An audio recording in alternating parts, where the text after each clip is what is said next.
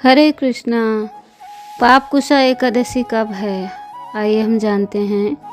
स्कंद पुराण में कहा गया है, परम आपत्ति अथवा हर्ष के समय में भी जो एकादशी व्रत का त्याग नहीं करता है, जिसने वैष्णव दीक्षा प्राप्त की है, जो सभी जीवों में समदृष्टि रखता है, सदाचार का पालन करते हुए समस्त आचार्य श्री विष्णु को अर्पित करता है, वही वैष्णव है। एकादशी का पालन करने से भगवान विष्णु की अपार भक्ति अवश्य प्राप्त होता है, क्योंकि सभी तिथियों में भगवान श्री कृष्ण को एकादशी सबसे प्रिय है। पूर्ण पुरुषोत्तम भगवान विष्णु के दिव्य शरीर से प्रकट होने वाली योग माया ही एकादशी है। एकादशी जैसे मूल नामक दानव का संहार करके सबकी रक्षा की थी, उसी प्रकार हमारे भीतर छुपे हुए दानव रूपी दुर्गुण का नाश करके हमें आध्यात्मिक मार्ग पर अग्रसर करती है। भगवान श्री कृष्ण की अपार भक्ति प्रदान करती है और इसलिए इस दिन उपवास करके श्रद्धा पूर्वक भगवान श्री कृष्ण की भक्ति करने से भगवान अवश्य प्रसन्न होते हैं। और ऐसे ही परम पावन एकादशी कुछ ही दिनों में आ रही है, वो है पापांकुशा एकादशी, जो कि अश्विन मास के शुक्ल पक्ष में आती है। लेकिन इस बार एकादशी तिथि को लेकर कुछ संशय है कि उसका पालन 13 को करें या 14 को करें। तो आज की वीडियो में हम आपको बताएंगे इस बार एकादशी का पालन हम 14 अक्टूबर 2024 दिन सोमवार को के दिन करने वाले हैं। और ऐसा क्यों है, ये हम आज की वीडियो में हम विस्तार से जानेंगे। तो पापांकुशा एकादशी अपने नाम के अनुसार ही व्यक्ति के सभी पापों को नाश करके उसे मोक्ष प्रदान करने वाली है। जीवन में अपार वैभव और समृद्धि और भक्ति प्रदान करने वाली एकादशी, जिसका पालन करने से भविष्य में होने वाले पापों का नाश हो जाता है और जीवन में होने वाले पुण्य फलों की प्राप्ति होती है। भौतिक रूपी संसार सागर से पार होकर व्यक्ति को आध्यात्मिक जगत मिलता है। भगवत गीता में भी भगवान श्री कृष्ण युग युक्तो विशुद्धात्मा विजितात्मा जितेन्द्रियः सर्वभूतात्मा कुर्वन्नापि लिप्यते। जो कर्म योगी विशुद्ध योगी हैं, अपने मन तथा इंद्रियों को वश में रखते हैं और सभी जीवों की आत्मा में आत्मरूप परमात्मा को देखते हैं, वे सभी प्रकार के कर्म करते हुए कभी भी कर्म बंधन में नहीं फंसते। इसलिए जो व्यक्ति जीवन में आने वाली किसी भी परिस्थिति में, चाहे वो हर्ष की हो या शोक की हो, उसमें भगवान की निरंतर भक्ति करता है, वह निश्चित रूप से वैकुंठ धाम की प्राप्ति होती है। भगवान की शुद्ध प्रेमा भक्ति प्राप्त होती है और ये भक्ति प्रेम पापांकुशा एकादशी व्रत से संभव हो सकता है। तो आइए जानते हैं इस पवित्र और मोक्ष प्रदान करने वाली पापांकुशा एकादशी कब है और कैसे उसका पालन करें।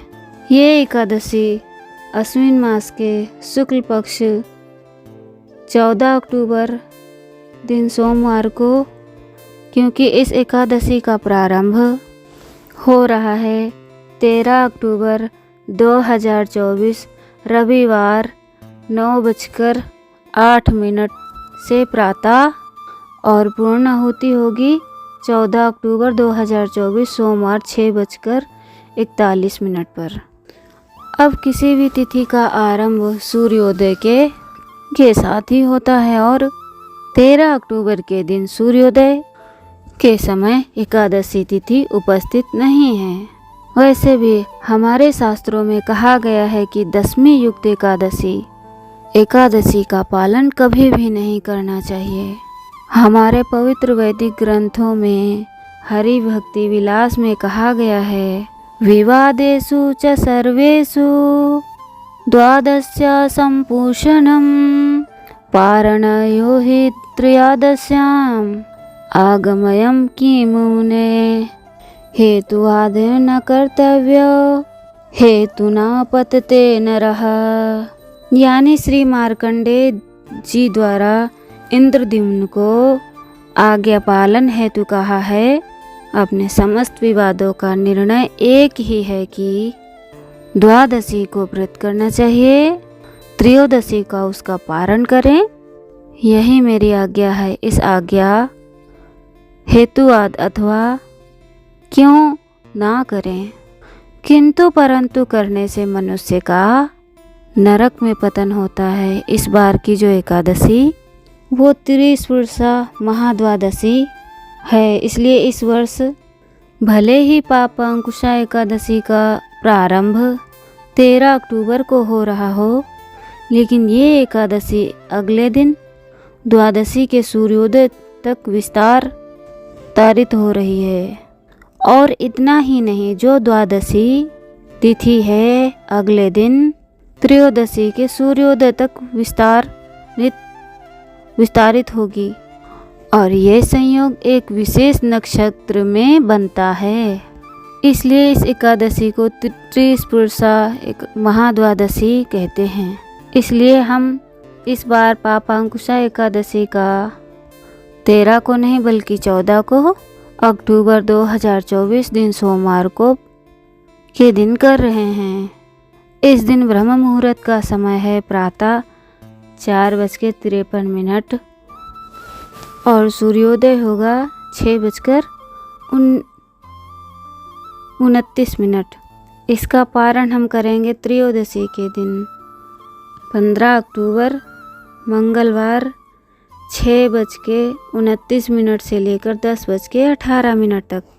एकादशी के दिन जो भी मनुष्य उपवास रखकर पूर्ण श्रद्धा से भगवान श्री हरि की भक्ति में संपूर्ण दिन व्यतीत करता है, उसे अवश्य ही भगवान कृष्ण की कृपा प्राप्त होती है।